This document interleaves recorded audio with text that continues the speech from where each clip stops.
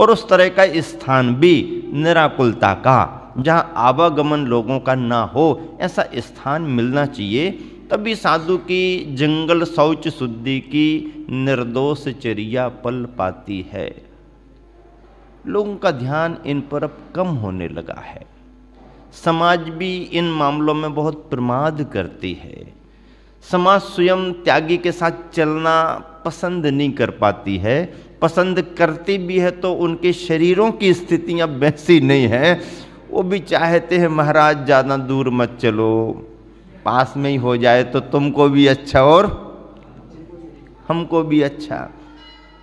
और ऐसा करते करते त्यागी वृत्तियों को भी समाज ने इतना प्रमादी बना दिया। समाज ने अपने प्रमाद के कारण, समाज ने अपनी सुविधाओं के कारण त्यागी वृत्तियों को भी इतना अधीन कर दिया कि शहरों में, नगरों में त्यागी वृत्तियों को भी वहीं के वहीं सुविधाएं, यहां तक कि अटैच तक की सुविधाएं देना शुरू कर दिया। और यहीं से मार्ग की विरुद्धता शुरू होने लगी। गृहस्थों को ऐसा कभी नहीं करना चाहिए। गृहस्थों को तो गुरु के कदम से कदम मिला करके चलो, गुरुदेव आप जहां चलते हो हम तैयार हैं, हम सेवा करेंगे, इतना हो सकता है, कोई दिक्कत नहीं है। और जिन नगरों में ऐसी जगह नहीं है, उन नगरों में जगह बना बना करके भी, मान लीजिए नेचुरल जगह नहीं मिलती है आजकल, तो शहरों में क्या, गांव में भी नेचुरल जगह 2-4 किलोमीटर में भी कहीं ना मिल पाए, कहीं घास है, कहीं कुछ है, कहीं आवागमन है, तो फिर आगे चल के क्या करेंगे? त्यागी वृत्तियों की चर्या कहाँ होगी, जंगल कहाँ जाएंगे? तो जहाँ आचार्यश्री या संघों के प्रवास हो रहे हैं, मध्य प्रदेश में और अन्य स्थानों में तो बहुतायत नगरों ने अपने नगर के निकट ही 1-1, 2-2 एकड़ की जमीनें समाज के नाम पर लेकर के डाल दी। बाउंड्री खड़ी कर दो, खत्म काम, गेट बंद। कोई संघ आया, जरूरत है, जगह अपने पास है, अन्यथा समाज के दूसरे कामों में भी उपयोग आती रहती है। किसी भी काम में उपयोग आ सकती है। प्रॉपर्टी समाज की हो जाती है, कभी न कभी काम आती ही आती है। और यदि अपने काम आते हुए भी त्यागी वृत्तियों के इस काम में भी आती है, तो फिर इससे अच्छा और क्या होगा? ऐसा अनेक जगहों में, शहरों के निकट निकट ऐसी जगह, कहीं गौशाला बना दी, कहीं पर समाज का कोई सामान रख दिया, कहीं पर कुछ खेती बाड़ी टाइप की कर दी, कुछ भी कर दिया, और बाकी भाग अपने खाली पड़ा हुआ है, उपयोग होता रहता है।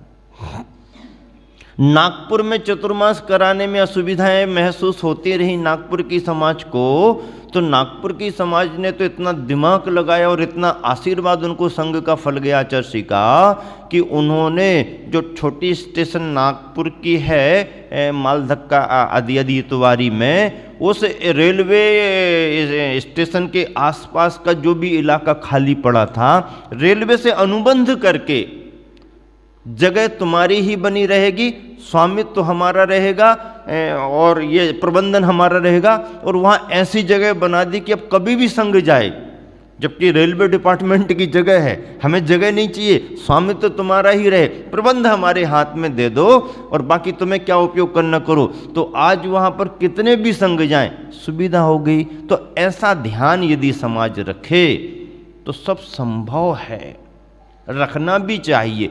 त्यागी वृत्ति की सच्ची सेवा करना है तो उनकी निर्दोष चर्या करा के ही हमारे लिए होना चाहिए। आचार्य श्री इसलिए शहरों से बचते हैं, क्षेत्रों को चुनते हैं और ऐसे ऐसे क्षेत्रों पर चतुर्मास कर लेते हैं जहाँ के रास्ते भी आवागमन के लिए अनुकूल नहीं है। अब वो काम श्रावक जाने, हमको तो क्षेत्र अच्छा मिल गया। क्षेत्र पर कौन आएगा, कौन जाएगा, कौन रहेगा, चौके कौन लगाएंगे, क्षेत्रों पर समाजें हैं नहीं, इसकी चिंता आचार्य श्री ने कभी नहीं की। और या इस कार्य में वो हमेशा निश्चिंत रहे, इसलिए समाज उनकी चिंता करती रही। वो इस मामले में निश्चिंत रहे तो सबने चिंता की। चिंता उन्होंने की ही नहीं।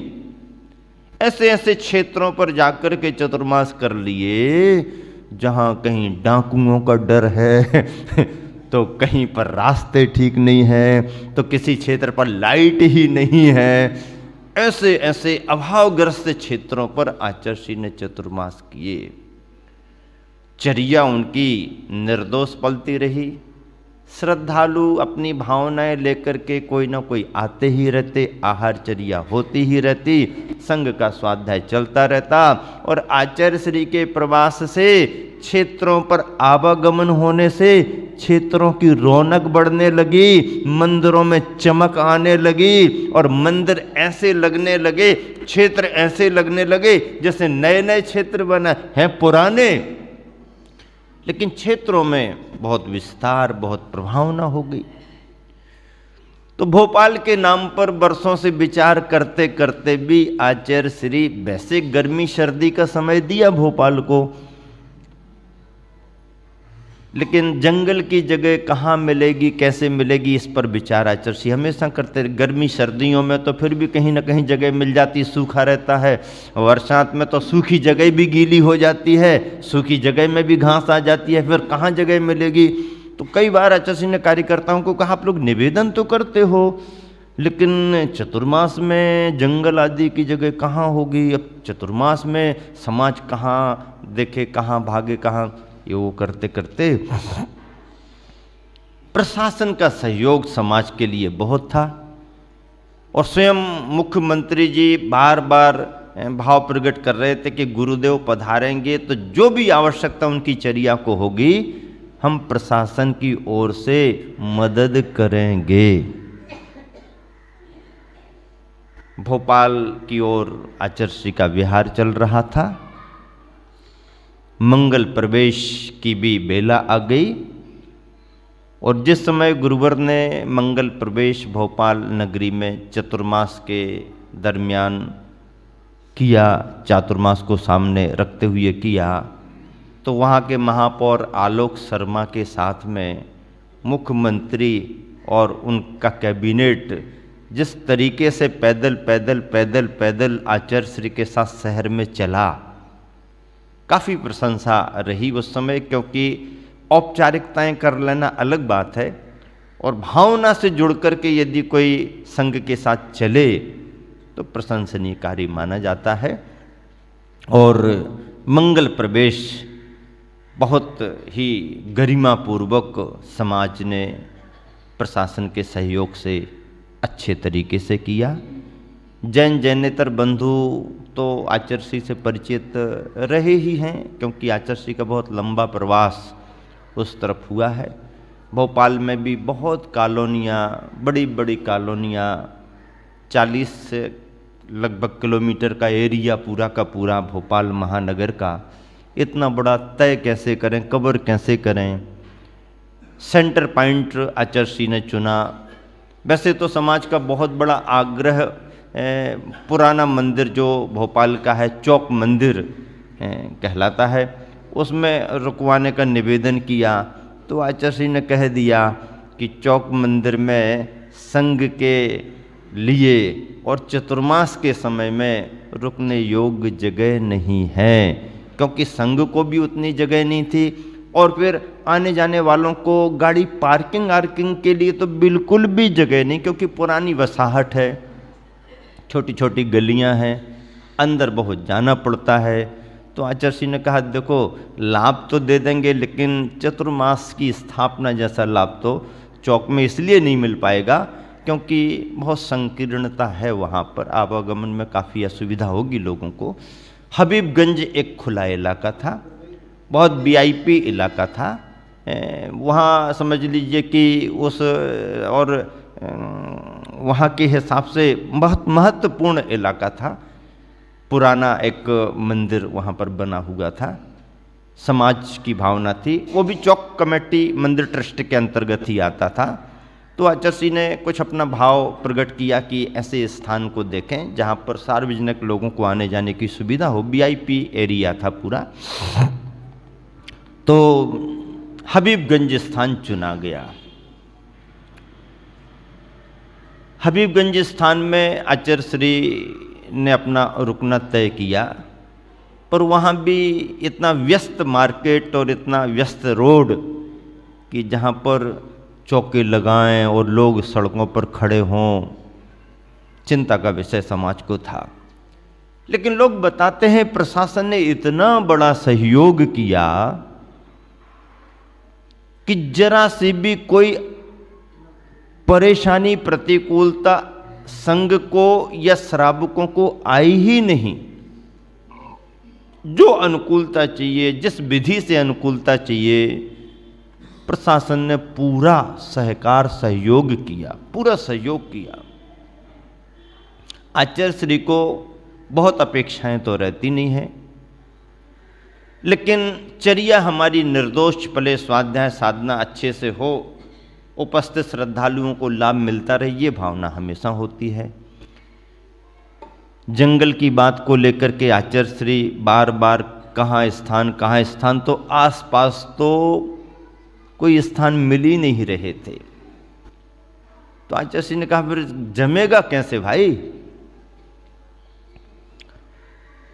एक ऐसा स्थान निकाला जो रिजर्व एक तरह से था, गवर्नमेंट के अधीन था, वहाँ कोई बिना परमिशन के अंदर जा ही नहीं सकता। वो स्थान लोगों के ख्याल में आया और उस बात के लिए चर्चा आगे बढ़ी कि ये स्थान लगभग वहाँ से 2.5-3 किलोमीटर होगा, 2-2.5 किलोमीटर होगा, तो आने जाने में भी सुविधा रहेगी और फिर सुरक्षित स्थान भी है, पर परमिशन मिले तभी काम बनेगा, ऐसे तो कोई जा भी नहीं सकता। बातचीत आगे तक बढ़ी और मुख्यमंत्री ने यूं हरी झंडी दी, बोले गुरुदेव की किसी भी चर्या क्रिया में बाधा नहीं आना चाहिए। मैं स्वयं निवेदन करके गुरुवर को लाया हूं, जहां की जो भी जगह उनको अनुकूल लगे मेरे साइन से परमिशन दी जाए। और वह स्थान जब सुनिश्चित किया गया और पहले दिन जंगल को उस तरफ आचार्य श्री ने जाकर के देखा, तो आचार्य श्री तो इतने खुश हो गए, बोले भोपाल जैसे महानगर में ऐसा जंगल मिल गया अपने लिए। देखो भाई, ऐसे होता है, ऐसे होता है। और पूरे 4 महीना कोई भी प्रतिकूलता नहीं, बहुत अच्छे तरीके से आहारचर्या तो संपन्न हो ही जाती है। ग्रस्तों का ध्यान लगभग आहारचर्या पर तो बहुत जोर दे करके होता है, बाकी चर्या तो महाराज जाने जम रही नहीं जम रही। लेकिन आचार्य श्री कहते हैं हम इस पर पहले ध्यान देंगे, ये तुम्हारा मामला तुम जानो कैसा है क्या है, इस पर हमारा जोर नहीं है। कुएं के पानी पर हमेशा जोर देते हैं, हालांकि पुराने कुएं थोड़े से खराब होने लगे हैं, पर ऐसी कोई बाधा नहीं है। आज के वैज्ञानिक युग में हम छोटे छोटे नए कुएं भी बना सकते हैं, और पुराने ज़माने के तो 100-125 फीट वाले कुएं अब ना भी बनाओ तो अब तो 5-5, 700 फीट वाले भी गहरे कुएं बना सकते हो, बोर वाले कुएं बन सकते हैं। ना सही बड़ा कुआं, लेकिन बोर के कुएं बन जाते हैं और एक छोटी सी बाल्टी से बहुत अच्छे से शुद्ध पानी निकल आता है। अब तो जीवाणु यंत्र के साथ भी बोर के कुएं बनने लगे हैं, तो चाहे तो आज भी परंपरा चल सकती है, हम इसे टाल नहीं सकते हैं और बहाना बना करके या पानी की खराबी बता करके इसे गौण किया जाए, ये उचित भी नहीं है। और ऐसे यदि कुएं बनाएं तो देश के किसी भी कोने में, किसी भी नगर में ये कुएं बन सकते हैं और त्यागी वृत्ति की चर्या जीवानी के साथ में आज भी पल सकती है। हम ऐसा कह करके कुओं को गौण ना करें कि कुओं का पानी खराब हो गया है, कुओं से पानी कौन निकालता है। अरे खराब कुएं का पानी मत लाओ, जो खराब हो गए हैं उसको छोड़ दो। अच्छे भी हैं जिनमें से पानी निकलता रहता है, वो कुएं भी हैं। हो सकता है संख्या में कम हो गए हों, या हो सकता है कि शहर में अब हों ही नहीं, बंद कर दिए गए हों, तो आप चिंता क्यों करते? आप तो साधन संपन्न लोग हो, बढ़िया बोर के कुएं बना दो, अपने आप काम चलेगा। अथवा बड़े बड़े टाँके बना दिए जाते हैं और उसमें बारिश का पानी स्टोर कर लिया जाता है, 4 से 8 महीना खूब आराम से पानी चलता है। भगवान का अभिषेक भी करो और त्यागी वृत्तियों की आहारचर्या भी संपन्न कराओ। करना चाहें तो लोग आज भी कर सकते हैं और उपाय हैं, और प्रमाद करें तो फिर तो प्रमाद का कोई अंत होता नहीं है। ऐसा करते हुए गुरुवर का भोपाल का चातुर्मास स्थापित हुआ। 18 तारीख को ही गुरुवर का प्रवेश हुआ। 9 का अंक बराबर जम रहा था और आचार्य ने पहुंच करके ही, हालांकि प्रतिवर्ष की अपेक्षा इस वर्ष चातुर्मास स्थापना करने में समय पर ही पहुंचना हुआ, अन्यथा हर वर्ष आचार्य 2-4 दिन 8 दिन पहले भी पहुंच जाते हैं ताकि वहाँ की सारी परिस्थितियाँ देख ली जाएं। समयाभाव के कारण, और हो सकता है लास्ट में आखिरी में डिसीजन गुरुवर ने लिया हो तो समय कम था, लेकिन विहार बराबर हो गया। 18 तारीख को पहुंच करके ही अगले ही दिन आचार्य ने उपवास करके और अपने चातुर्मास की स्थापना कर ली। उसी दिन पहुंच करके, जिस दिन पहुंचे हैं उस दिन शायद चतुर्दशी या कौन सी तिथि थी, और उसी में उपवास भी अगले दिन करके स्थापना अपनी चातुर्मास की कर ली। समारोह के रूप में समाज बंधुओं ने रविवार का दिन चुना, और रविवार का दिन सभी को सुविधा का दिन होता है। उस पर सामाजिक समारोह के रूप में कलश स्थापना के रूप में समारोह रखा गया। इसलिए संत शिरोमणि प्रवचनमाला लोगों के लिए लोकप्रिय बन रही है, क्योंकि देखने के बाद भी जो बारीकी लोग नहीं पकड़ पाते हैं उसे हम सुन करके और समझ करके उसमें से वो बिंदु निकाल करके जब रखते हैं तो लोगों को लगता इस तरफ तो हमारी दृष्टि ही नहीं गई, इसको तो हमने समझा ही नहीं। मैं समझता हूँ गुरुवर आचार्य श्री की सारी चर्या सहज है, दिखावे का कोई काम नहीं है, दिखाने के लिए कोई आचार्य श्री कार्य करते ही नहीं हैं, प्रदर्शन का जरा सा भी भाव उनके मन में नहीं रहता है, क्योंकि वो आत्मदर्शन करते रहते हैं, आत्मदृष्टा हैं। ऐसे आत्मदृष्टा गुरुवर प्रदर्शन से बहुत दूर रह करके, दिखावे से बहुत दूर रह करके अपनी सहज साधना करते हैं, और सहज साधना में जो जितना लाभान्वित होते जाएं, जो जितना समझते जाएं, वो उनके लिए है। बाकी कभी उन्होंने कोई कार्य किया नहीं। शहर हो चाहे नगर हो, चाहे छोटा गांव हो चाहे बड़ा क्षेत्र हो, सभी में समता भाव रख कर के समाज बंधुओं को लाभ देना और अपना काम करना गुरुवर का हमेशा प्रयोजन रहा है। महानगरों में वैसे भी जाना तो होता है, पर चतुर्मास आदि को आचार्य श्री महानगरों से बच करके ही क्षेत्रों पर करते रहे। छोटी छोटी जगहों में भी आचार्य श्री के प्रवास बहुत हुए हैं। अब समय कुछ ऐसा है जो हम और आप देख रहे हैं,